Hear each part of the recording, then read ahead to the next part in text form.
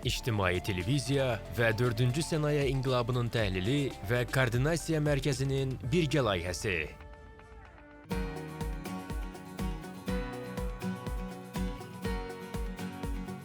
Əvvəllər alış-veriş dedikdə göz önünə böyük bazarlar və mağazalar gəlirdi. İndi isə hər şey əlimizin altındadır. Bir düyməyə toxunmaqla dünyanın o başından istədiyimiz məhsulu ala bilirik. Rəqəmsal ticarət qlobal iqtisadiyyata yeni forma verdi. Məlumdur ki, son 10 ildə rəqəmsal ticarət platformaları sürətlə inkişaf edib. Amazon, Alibaba, eBay kimi iri şirkətlər istifadəçilərə rahatlıq, sürət və daha geniş seçim imkanı təqdim edir. Pandemiya dövründə elektron ticarətin ənənəvi pərakəndə ticarət üzərində təsiri daha da gücləndi.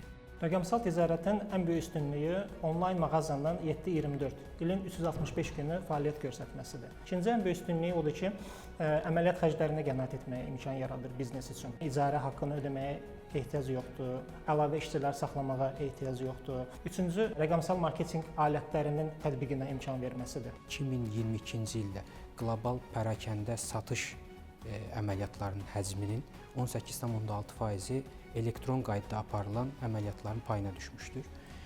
Bu nisbət 2023-cü ildə 19,4%-ə, 2024-cü ildə isə 25%-ə qədər yüksəlmişdir. Bu yüksələn templə artan tendensiya onu göstərir ki, yaxın zamanda elektron qaydada aparılan əməliyyatların həcmi ənənəvi qaydada aparılan satış proseslərinin həcminə çata, hətta onları keçə bilər. Ticarətin rəqəmsallaşdırılması yalnız müştərilərin alış-veriş vərdişlərini deyil, həm də müəssisələrin iş modelini də dəyişdi. Son illərdə elektron ticarət platformaları iki əsas istiqamət üzrə inkişaf edir. Birinci istiqamət marketplace-lərin sürətli populyarlaşmasıdır. Sahibkarlar öz saytlarında, öz fiziki mağazaları ilə yanaşı marketplace-lərdə də məhsul satmağa imkan verir. İkinci ən böyük istiqamət 4-cü sənaye innovasiya texnologiyalarının populyarlaşmasıdır. Buna misal olaraq biz süni intellektin, machine learning-in timsalında görə bilərik. Onlayn platformalarda müştəri xidmətlərini artıq insanlar deyil, süni intellekt icra eləyir.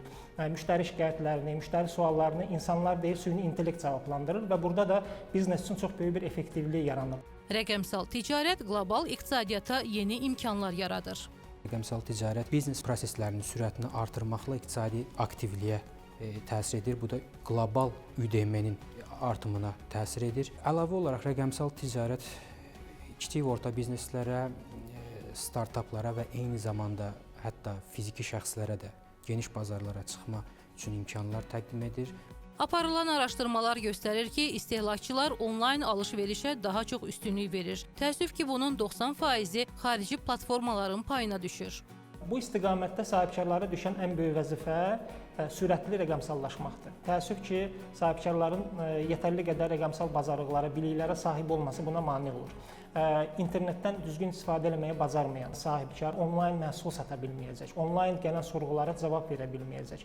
Rəqəmsal ticarətin inkişafı həm də hökumətin əsas prioritetlərindən biridir.